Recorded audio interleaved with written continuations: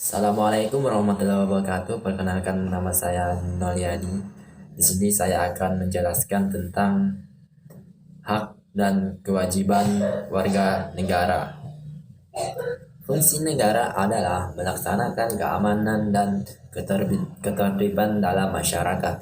Jika tidak ada negara, manusia memangsa manusia, yang artinya manusia yang kuat akan selalu di atas dan selalu ada penindasan terhadap manusia yang lemah.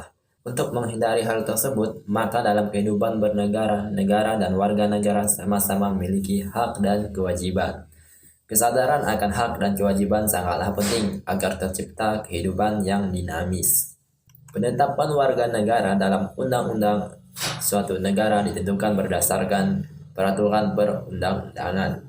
Pasal 26 ayat 1 Undang-Undang 1945 adalah warga negara orang-orang bangsa Indonesia dan orang-orang bangsa lain yang disahkan oleh undang-undang sebagai warga negara. Orang-orang bangsa lain maksudnya peranakan Belanda, Tionghoa, Arab yang bertempat tinggal di Indonesia, mengakui Indonesia sebagai tanah airnya, bersikap setia kepada NKRI. Pengertian hak dapat dipahami sebagai HAM, Undang-Undang Nomor 13 1999 tentang HAM. HAM adalah seperangkat hak yang melekat pada hakikat dan keberadaan manusia sebagai makhluk Tuhan Yang Maha Esa dan merupakan anugerahnya yang wajib dihormati, dijunjung tinggi, dan dilindungi oleh negara, hukum, dan pemerintah, dan setiap orang demi kehormatan serta perlindungan harkat dan martabat manusia.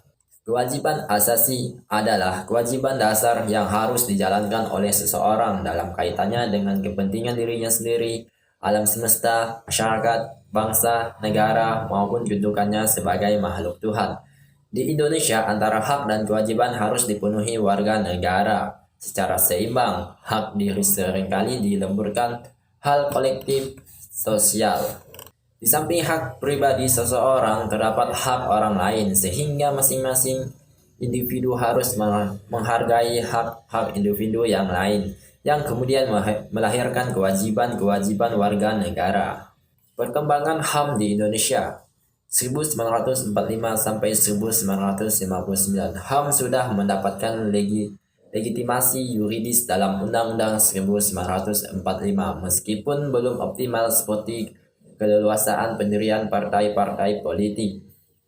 1998 sampai sekarang, setelah jatuhnya rezim Orde Baru, terjadi perkembangan luar biasa pada HAM dalam Undang-Undang 1945. Hak dan kewajiban warga negara menurut Undang-Undang 1945. Hak warga negara. Pengaturan hak warga negara diatur dalam Undang-Undang 1945 pasal 28A sampai dengan 28J. Hak asasi pribadi. Kebebasan berpendapat, kebebasan beragama, kebebasan bergerak, dan lain-lain. Hak asasi ekonomi. Hak memilih, hak manfaat, hak membeli, hak menjual, dan lain-lain. Hak asasi sosial dan kebudayaan. Mendapat pendidikan, mengembangkan kebudayaan, dan lain-lain. Hak asasi prosedural. Mendapatkan keadilan, peradilan, perlindungan, dan lain-lain. Hak asasi politik. Hak memilih, dipilih, bernegosiasi, dan lain-lain. Hak asasi dalam perlakuan yang sama, hukum pemerintah, dan lain-lain. Kewajiban warga negara.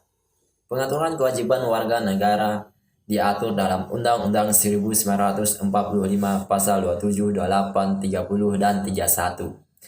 Pertama, membayar pajak, menjunjung hukum dan pemerintahan, menghormati HAM orang lain, tunduk kepada ketetapan undang-undang, ikut serta dalam usaha pertahanan dan keamanan negara, melaksanakan sistem pertahanan dan keamanan rakyat semesta, mengikuti pendidikan dasar, taat kepada negara. Pembicaraan mengenai hubungan negara dan warga negara, apakah negara yang melayani warga negara atau sebaliknya, dapat merujuk pandangan para pemikir. Pertama, kaum Callis, Hobbes, and John Locke.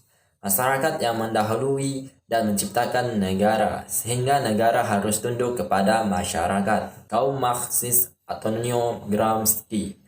Dominasi kekuasaan ada pada negara. Negara merupakan institusi yang digunakan kaum borjuis untuk melaksanakan kekuasaan yang baik.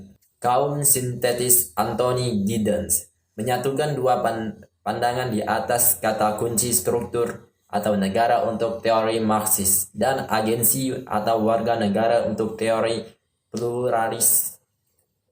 Negara dan warga negara saling mempengaruhi. Sekian dari penjelasan saya. Wabillahi taufiq wal hidayah. Wassalamualaikum warahmatullahi wabarakatuh.